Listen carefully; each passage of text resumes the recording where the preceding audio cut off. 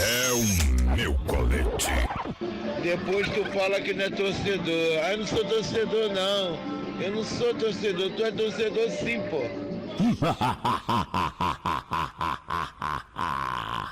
E aí, torcedores, tudo tranquilo? Quem fala é o Bandnet News. E eu, olha só, mais um conteúdo anônimo e um pouquinho mais deste novo capítulo que nós teremos de tudo um pouco aqui no canal do Torcedor. Conto com a compreensão de vocês, torcedores. Muito obrigado por todo o incentivo e carinho. Saiba mais sobre a atualização. Quais são as facções que atuam e brigam na região agrícola da Colômbia? O canal Bandnet News teve acesso à primeira versão do dossiê que os pesquisadores estão ajustando nas novas linhas de comando dessas organizações. A primeira coisa que fica clara é que não há mais 6 cartéis que possam ser confrontadas, pela sua periculosidade, número de homens e poder em armas, com todo o poder do Estado e até com operações beta, ou seja, bombardeios. Hoje a Força Nacional Colombiana pode bombardear 2 cartéis. São eles: Exército da Libertação Nacional ELN, os dissidentes e o Clã do Golfo.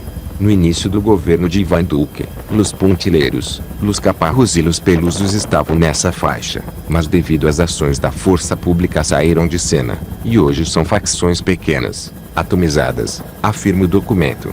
As operações de potência máxima estão sendo realizadas contra 3 grupos: o Exército da Libertação Nacional ELN, os dissidentes e o Clã do Golfo, que somam 11.500 homens em armas e pequenas gangues de apoio, segundo a última contagem do inimigo.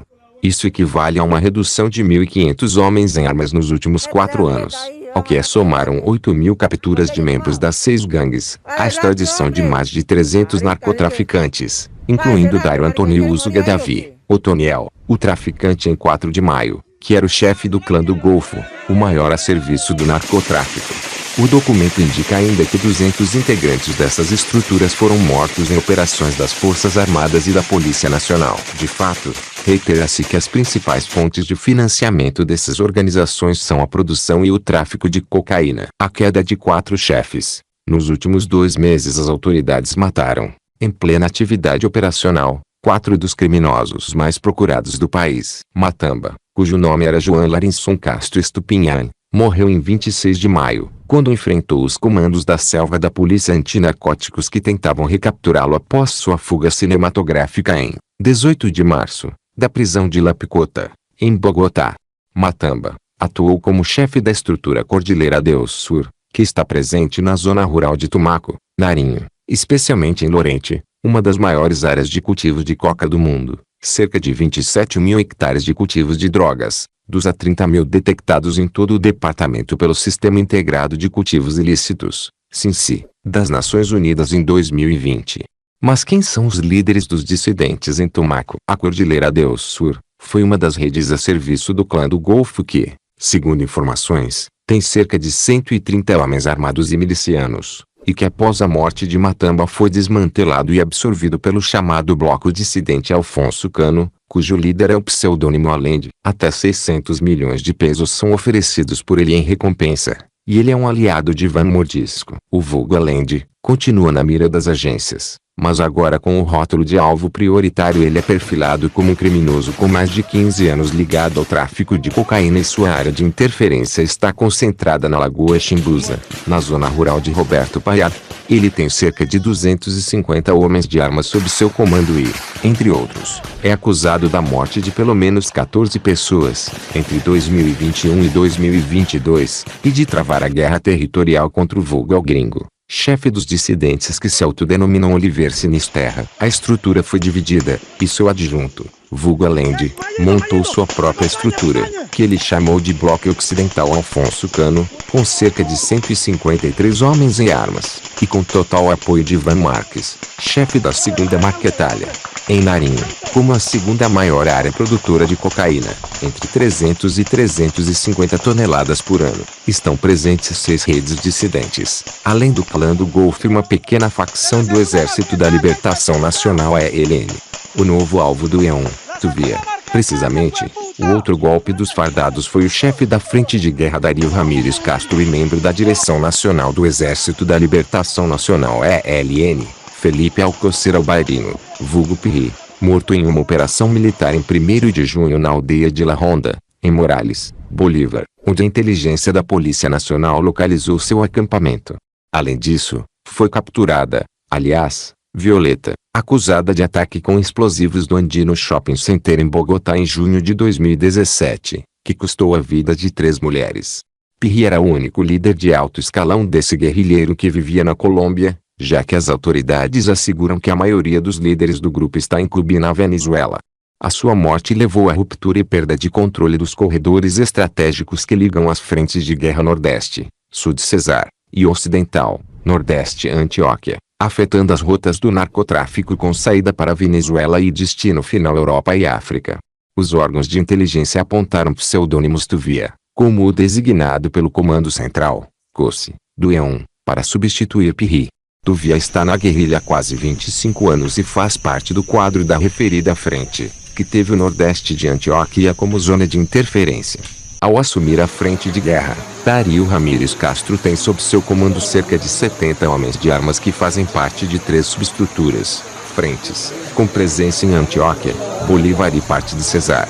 Para Tuvia, até 650 milhões de pesos são oferecidos por informações que permitem sua localização e captura, mas como agora é considerado um alvo de alto valor, não é descartado que a oferta chegue a 1 bilhão de pesos. Eles caem em Antioquia e Cauca. Dissidentes são reorganizados em Antioquia e Cauca. Em 10 de junho, foi confirmada a morte de Ricardo Abel Ayala Orrego, vulgo Cabulho, chefe da Frente Dissidente 36, que semeava o terror em Antioquia. De fato, eles apontaram o assassinato de 3 geólogos da multinacional canadense Continental Gold, em setembro de 2018, em Arumal, Antioquia. Forças especiais do Exército Nacional localizaram na área rural de Barbosa, Antioquia, e até 1.000 milhões de pesos foram oferecidos por dele. As agências não conseguiram identificar quem seria o sucessor de Cabulho, mas estão traçando o perfil de Firu, sobre quem não há muitas informações e quem seria responsável pela estrutura, que não tem mais de 40 homens e armas. E, em 13 de junho, outro golpe de grande importância foi desferido na segurança do país. As forças públicas mataram Ledero Aninosque Bototo, vulgo Maimbu, chefe do chamado Comando de Coordenação Ocidental, que agrupava 12 estruturas de dissidências que cometem crimes em Cauca, Vale Narinho, com cerca de 1.800 homens. Maimbu permaneceu no radar das autoridades após o chamado Massacre de Soares, Cauca, em setembro de 2019, quando a candidata a prefeita Karina Garcia e 5 companheiros foram assassinados. Esse grupo é aliado de Ivan Mordisco, e não tem sido fácil, dizem as agências, decidir quem o sucederá, porque após a morte de Gentil Duarte na Venezuela, por motivos de segurança, cortaram as comunicações. De acordo com o relatório de inteligência, ele poderia ser substituído por Davi Oxolinga, chefe da estrutura da Goberto Ramos, que tem sua área de atividades criminosas em Miranda, Toribio, Caloto e Corinto, Cauca, em acusado de tráfico e comercialização da maconha assustadora que é produzida na área. Para contextualizar, você certamente está interessado em ouvir. Foi assim que eles reconstruíram o massacre em que Karina Garcia morreu em Cauca. O outro criminoso que disputa a liderança do Comando Ocidental é o Maecha, chefe da estrutura 30 ou Rafael Aguilera, que tem sua área de interferência na costa do Pacífico de Narinho, encarregado da custódia da cocaína que carregam em semi-submersíveis. Para os dois, até 100 milhões de pesos são oferecidos em recompensa, mas diante do novo cenário, é viável que o valor suba. Os mortos na Venezuela, em meio à guerra territorial travada pelos dissidentes de Néstor Gregorio Fernandes, Ivan Mordisco e Luciano Marim, Ivan Marques em território venezuelano pelo controle do tráfico de cocaína e gestão de pistas clandestinas, foi assassinado por um grupo de Passos Suaves, um dos lendários das Farc. Miguel Botachi Santillana, aliás Gentil Duarte, chefe do bloco Jorge Briceño Soares. A morte de Duarte, que fazia parte da mesa de negociações em Havana, foi confirmada pela primeira vez pelo setor de inteligência colombiano, em 28 de maio, mas se soube que ele havia sido assassinado em 4 de maio na zona rural de Casiguaé El Cubo, que faz parte do município de Jesus Maria Semprún, no estado de Zulia.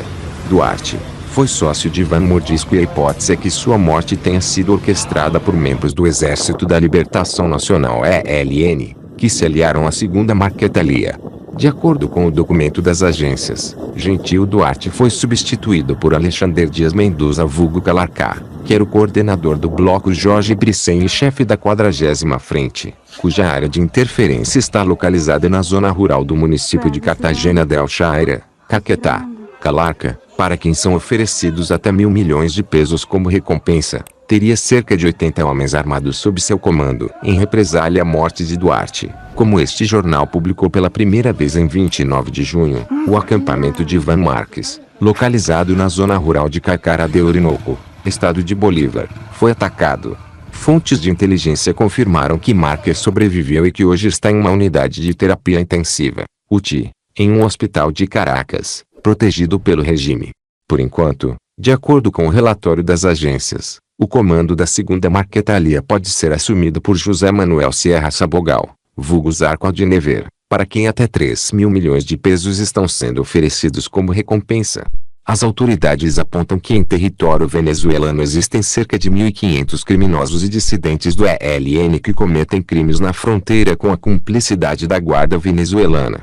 Sucessores de Otiniel. Após a extradição de Otoniel, chefe do clã do Golfo, os nomes de Elmer Antônio Giraldo, Sopas e de Jobanes de Jesus Ávila, Chiquito Malo têm sido ouvidos com insistência como seus sucessores.